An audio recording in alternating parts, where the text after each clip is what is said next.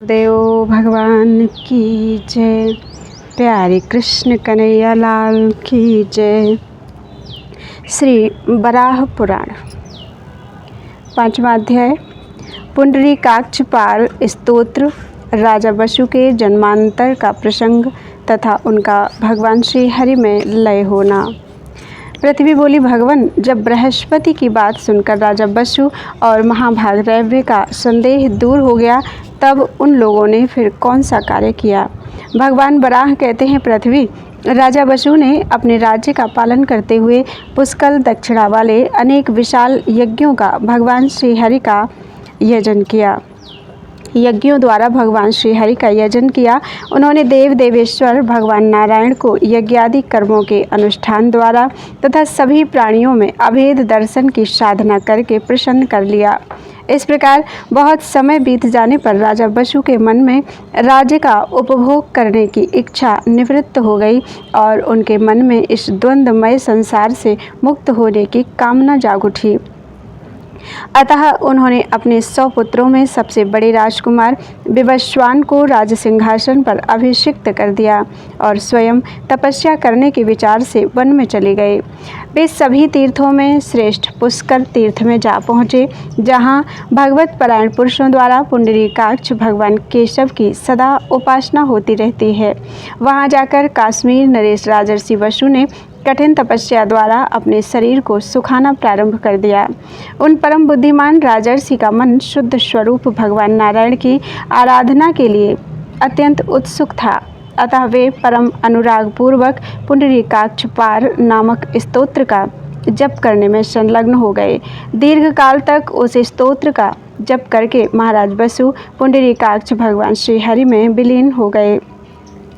पृथ्वी ने पूछा, देव, इस पुंडरीकाक्ष पार स्तोत्र का स्वरूप क्या है?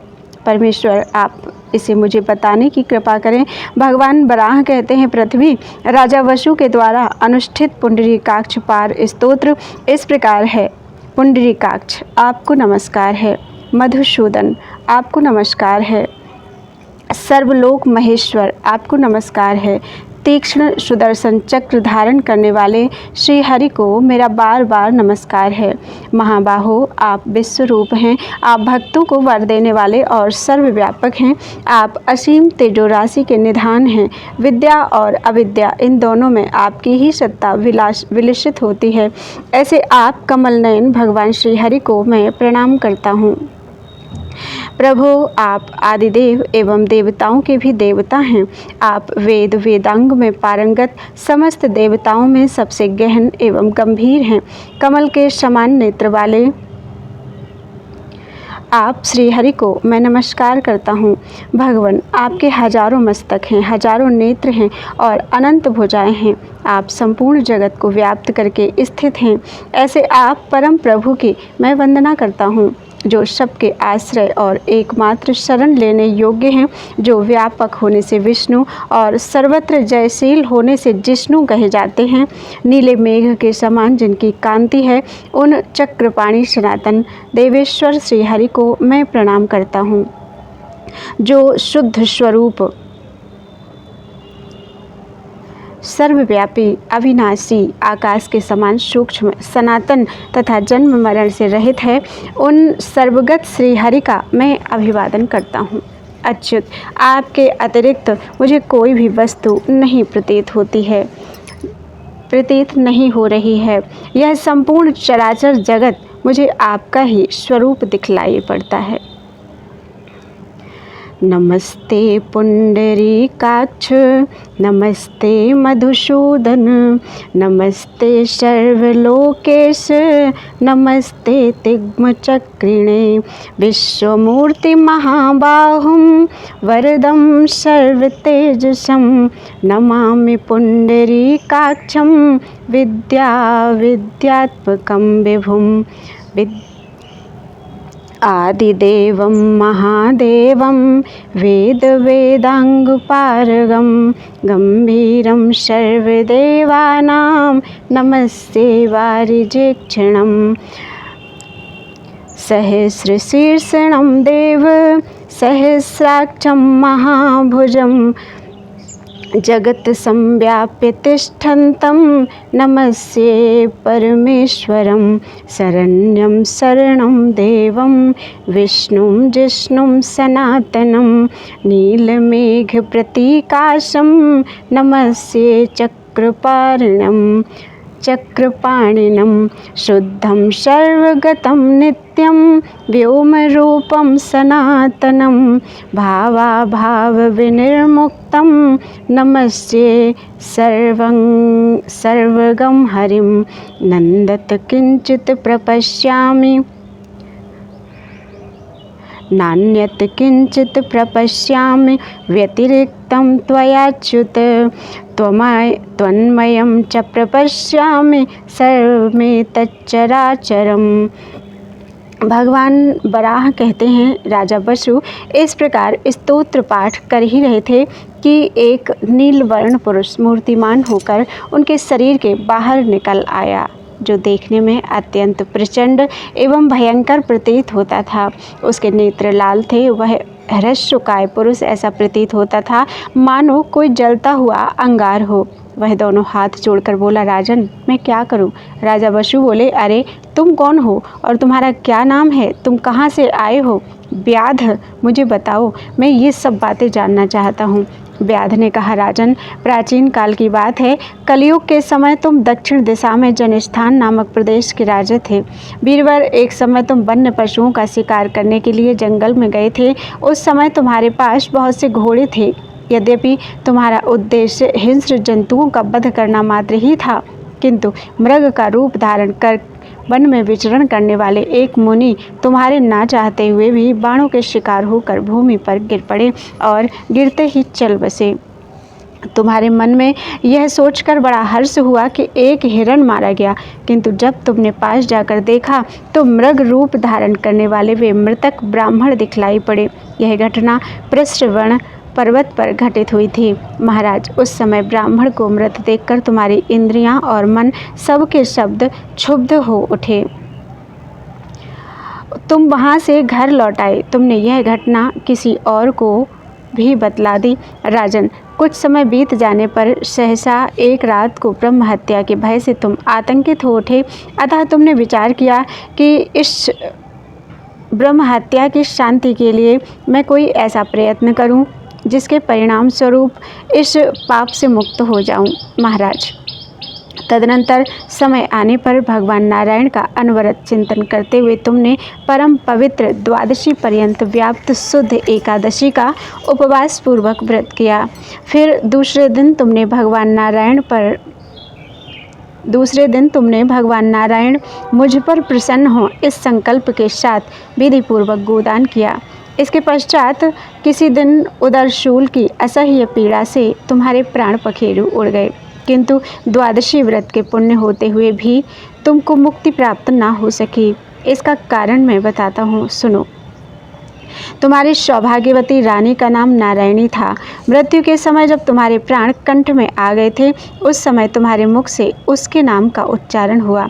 उसी से तुम्हें उत्तम गति की प्राप्ति हुई और तुमको एक कल्प पर्यंत विष्णु लोक में निवास प्राप्त हुआ।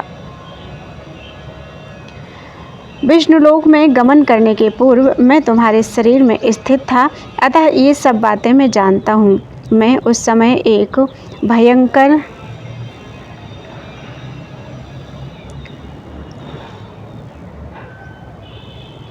राधे राधे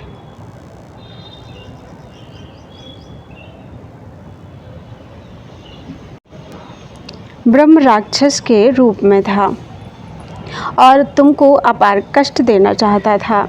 इतने में भगवान विष्णु के पार्षद आ गए और उन्होंने मूसलों से मुझे मारा, जिससे मैं संक्षीण होकर तुम्हारे रोमकूपों के मार्ग से निकलकर बाहर गिर पड़ा।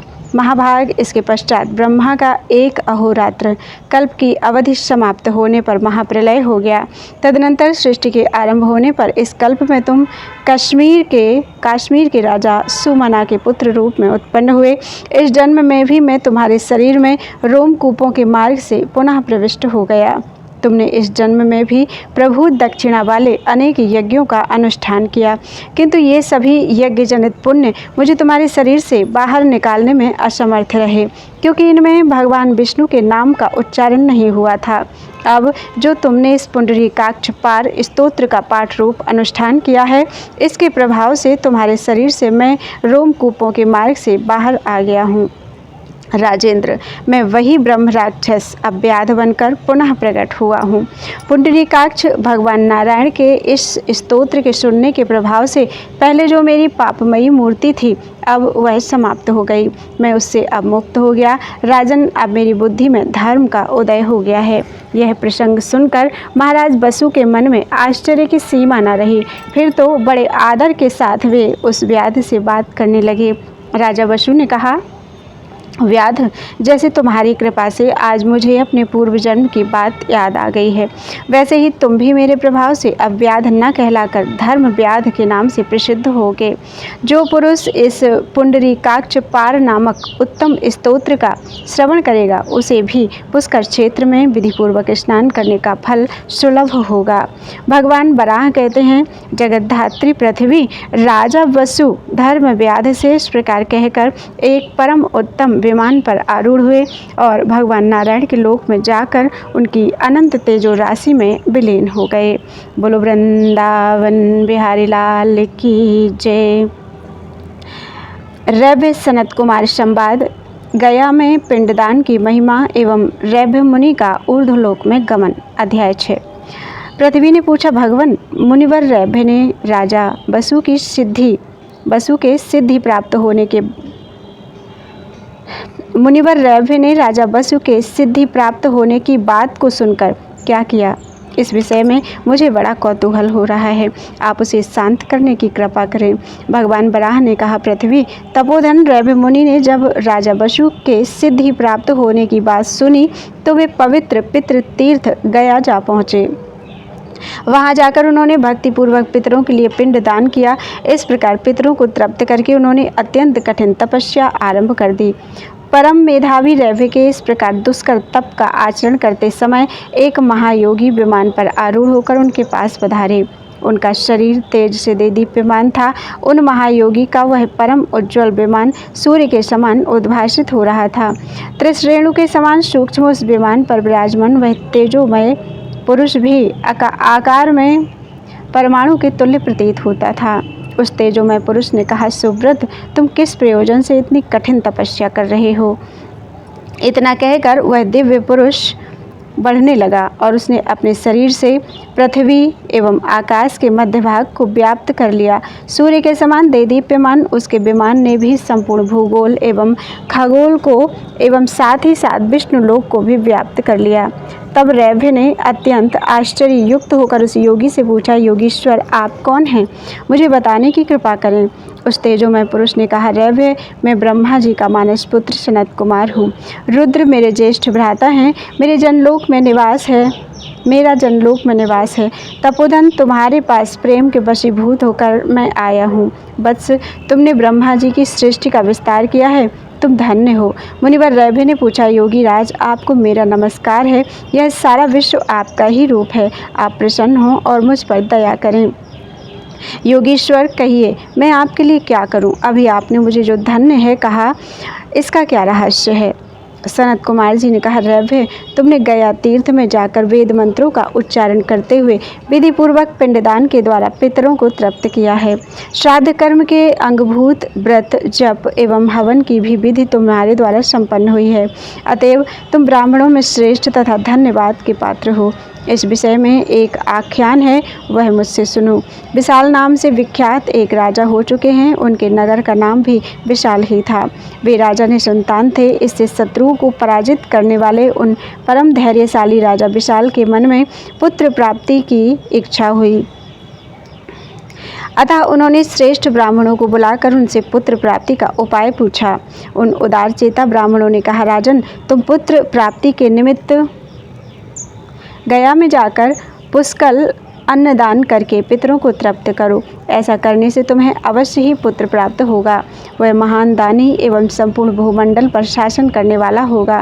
ब्राह्मणों के ऐसा कहने पर विशाल नरेश के अंग प्रत्यंग हर्ष से खिल उठे। तदनंतर सूर्य जब मघा नक्षत्र पर आए, उस समय प्रयत्नपूर्वक गया तीर्थ में जाकर उन नरेश ने विधि विधान के साथ भक्तिपूर्वक पितरों के लिए पिंडदान किया। सहसा उन्होंने आकाश में श्वेत, पीत एवं कृष्ण वर्ण के 3 श्रेष्ठ पुरुषों को देखा। उनको देखकर राजा ने पूछा, आप लोग कौन हैं? श्वेत पुरुष ने कहा, राजन, मैं तुम्हारा पिता हूँ। मेरा नाम तो श्रित है। मेरे शरीर का वर्ण भी श्रित अर्थात श्वेत है। साथ ही मेरे कर्म भी श्रित अर्थात उज्ज्वल हैं। मेरे साथ ये जो लाल रंग के पुरुष दिखाई देते हैं, मेरे पिता हैं।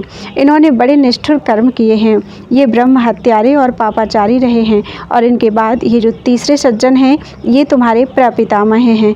इनका नाम अधीश्वर है। ये कर्म और वर्ण से भी कृष्ण हैं। इन्होंने पूर्व जन्म में अनेक वयोवृद्ध ऋषियों का वध किया है। ये दोनों पिता और पुत्र अवीची नामक नरक में पड़े हुए हैं। अतः ये मेरे पिता और ये दूसरे इनके पिता, जो दीर्घ काल तक काले मुख से युक्त हो नरक में रहे हैं, और मैं, जिसने अपने शुद्ध कर्म के प्रभाव से इंद्र का परम दुर्लभ सिंहासन प्राप्त किया था, तुझ मंत्रज्ञ पुत्र के द्वारा गया में पिंडदान करने से तीनों ही बलात् मुक्त हो गए। शत्रुदमन पिंडदान के समय मैं अपने पिता, पितामह और प्रपितामह को तृप्त करने के लिए यह जल देता हूँ। ऐसा कहकर जो तुमने जल दिया है, उसी के प्रभाव से हम लोग यहाँ एक साथ एकत्र होकर तुम्हारे समक्ष वार्तालाप कर सके हैं। अब मैं इस गया तीर्थ के प्रभाव से पितृलोक में जा रहा हूँ। इस तीर्थ में पिंडदान करने के महात्म्य से ही ये तुम्हारे पितामह और प्रापितामह, जो पापी होने के कारण दुर्गति को प्राप्त हो चुके थे एवं जिनके अंग प्रत्यंग विकृत हो चुके थे, वे भी अब उत्तम लोकों को प्राप्त हो रहे हैं। यह इस गया तीर्थ का ही प्रताप है कि यहाँ पिंडदान करने के प्रभाव से पुत्र अपने ब्रह्मघाती पिता का भी पुनः उद्धार कर सकता है। वत्स, इसी कारण मैं इन दोनों तुम्हारे पितामह और प्रपितामह को लेकर तुम्हें देखने के लिए आ गया हूँ। सनत कुमार जी कहते हैं, महाभाग्य रैभ, यही कारण है कि मैंने तुमको धन्य कहा है। गया तीर्थ में एक बार जाना और पिंडदान करना ही दुर्लभ है। फिर तुम तो प्रतिदिन यहाँ इस उत्तम कार्य का संपादन करते हो। मुनिवर, तुमने गदाधर रूप में विराजमान साक्षात भगवान नारायण का दर्शन कर लिया है। तुम्हारे इस पुण्य के विषय में और अधिक क्या कहा जाए। द्विजवर, इस गया क्षेत्र में भगवान गदाधर सदा साक्षात विराजते हैं। इसी कारण संपूर्ण तीर्थों में यह विशेष प्रसिद्धि को प्राप्त हुआ है। भगवान बराह कहते हैं, पृथ्वी, ऐसा कहकर महायोगी शरद कुमार जी वहीं अंतर्धान हो गए। तब मुनिवर रैभ ने भगवान गदाधर की स्तुति करनी प्रारंभ कर दी। विप्रवर रैभ बोले, देवता जिनका स्तवन करते रहते हैं, जो क्षमा के धाम हैं, जो क्षुधाग्रस्त आर्तजनों के दुखों को दूर करने वाले हैं, जो विशाल नामक दैत्य की सेनाओं का मर्दन करने वाले हैं, तथा जो स्मरण करने से समस्त अशुभों का विनाश कर देते हैं, उन मंगलमय भगवान गदाधर को मैं प्रणाम करता हूँ, जो पूर्वजों के भी पूर्वज, पुराण पुरुष, स्वर्गलोक में पूजित एवं मनुष्यों के एकमात्र परम आश्रय हैं, जिन्होंने वामन अवतार ग्रहण करके दैत्यराज बलि के चंगुल से पृथ्वी का उद्धार किया है। उन महाबलशाली शुद्ध स्वरूप भगवान गदाधर को मैं एकांत में नमस्कार करता हूँ, जो परम शुद्ध स्वभाव वाले एवं अनंत वैभव संपन्न है। लक्ष्मी ने जिनका स्वयं वरण किया है, जो अत्यंत निर्मल एवं विशिष्ट विचारशील हैं, तथा पवित्र अंतःकरण वाले भूपाल जिनका स्तवन करते हैं, ऐसे भगवान गदाधर को जो प्रणाम करता है, वह जगत में सुख से रहने का अधिकारी होता है। देवता और दानव जिनके चरण कमलों की अर्चना करते हैं, जो हार, केयूर, बाजूबंद एवं किरीट धारण किए हुए हैं तथा समुद्र में शयन करते हैं, उन चक्रधारी भगवान गदाधर की जो वंदना करता है, वही जगत में सुखपूर्वक रहने का अधिकारी है। जो भगवान अच्युत सतयुग में श्वेत, त्रेता में अरुण, द्वापर में पीत वर्ण से अनुरंजित श्याम तथा कलयुग में भौरे के समान कृष्ण वर्ण युक्त विग्रह धारण करते हैं, उन भगवान गदाधर को जो प्रणाम करता है, वह जगत में सुखपूर्वक निवास करता है।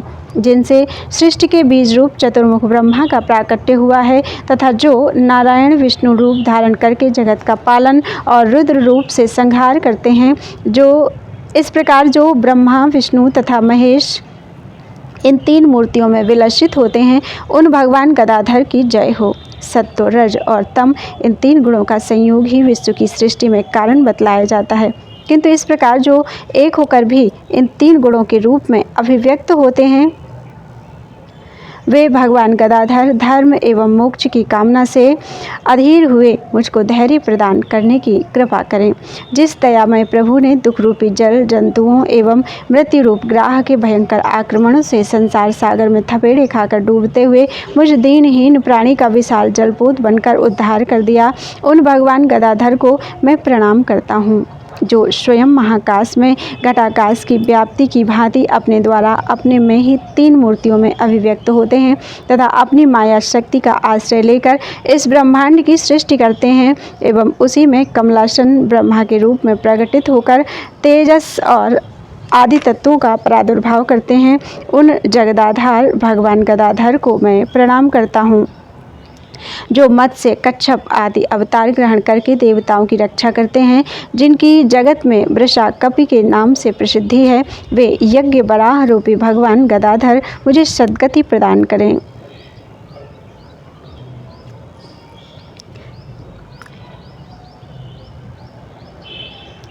भगवान वराह कहते हैं, पृथ्वी मुनिवर रैभ्य महामुनि बुद्धिमान थे। जब उन्होंने इस प्रकार भक्ति पूर्वक श्रीहरि की स्तुति की तो भगवान गदाधर सहसा उनके सामने प्रकट हो गए। उनका श्री विग्रह पीताम्बर से शोभायमान था। वे एक गरुड़ पर स्थित थे तथा उनकी भुजाएं शंख, चक्र, गदा एवं पद्म से अलंकृत थीं। वे भगवान पुरुषोत्तम आकाश में ही स्थित रहकर मेघ के समान गंभीर वाणी में बोले, द्विजवर रैभ्य, तुम्हारी भक्ति, स्तुति एवं तीर्थ स्नान से मैं संतुष्ट हो गया हूँ। अब तुम्हारी जो अभिलाषा हो वह मुझसे कहो।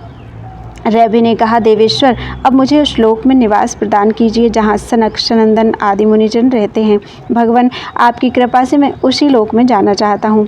श्री भगवान बोले, विप्रश्रेष्ठ, बहुत ठीक, ऐसा ही होगा। ऐसा कहकर भगवान अंतर्धान हो गए। फिर तो प्रभु के कृपा प्रसाद से उसी क्षण रैभ्य को दिव्य ज्ञान प्राप्त हो गया और वे परम सिद्ध सनकादि महर्षि जहाँ निवास करते हैं उस लोक को चले गए।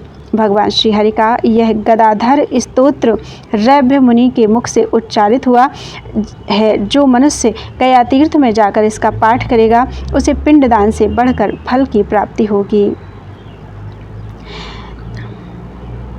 गदाधर स्तोत्रम। गदाधरं विबुधजनैरभीष्टतुं धृतक्षमं क्षुदितजनार्तिनाशनं शिवं विशालासुरसैन्यमर्दनं नमाम्यहं हृतकलाशुभं स्मृतौ पुराणपूर्वं पुरुषं पुरुष्टुतं पुरातनं विमलमलं नृणां गतिं त्रिविक्रमं हृतधरणिं बलोर्जितं गदाधरं रहसि नमामि केशवम् विशुद्धभावं विवैरूपावृतं श्रियावृतं विगतामलं विचक्षणं चितौश्वरैरपगतकिल्बिषैः स्तुतं गदाधरं प्रणमति यः सुखं वसेत् सुरासुरैरर्चितपादपङ्कजं केयूरहाराङ्गदमौलिधारिणीम् अब्धौ शयानं चरथाङ्गपाणिनं गदाधरं प्रणमति यः सुखं वसेत् सितं कृते त्रैतयुगे ऋणं विभुं तथा तृतीये नीलसुवर्णमच्युतं कलौ युगे लिप्रतिमं महेश्वरं गदाधरं प्रणमति यः सुखं वसेत् बीजोद्भवो यः सृजते चतुर्मुखं तथैव नारायणरूपतो जगत् प्रपालयेद्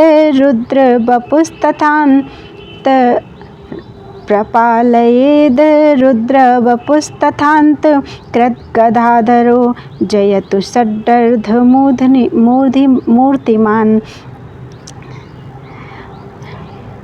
सत्वं रजश्चैव तमो गुणास्त्रयस्तेषु विश्वस्य समुद्भवः किल सा चैक एव त्रिविधो गदाधरो ददातु धैर्यं मम धर्ममोक्षयोः संसारतोयार्णवदुःखतन्तुभिर्वियोगनक्रमणैषु भीषणैः मज्जन्तमुच्चैः सुतरां महाप्लवो गदाधरो मामुदधौ तु दोतरत् स्वयं त्रिमूर्तिः खमिवात्मनात्मनि स्वशक्तिच्छाण्डमिदं ससर्जः तस्मिन् जलोत्थासनमाप तैजसं ससर्जयस्तं प्रणतोऽस्मि भूधरम् मत्स्यादीनामानि जगत्सु चाश्नुते सुरादिसंरक्षणतो वृषा कपिः मखस्वरूपेण स सन्ततो विभुर्गदाधरो मे विदधातु सद्गतिं। बोलो वृंदावन बिहारी लाल की जय। त्वदीयं वस्तु गोविन्दं तुभ्यमेव समर्पयेत्।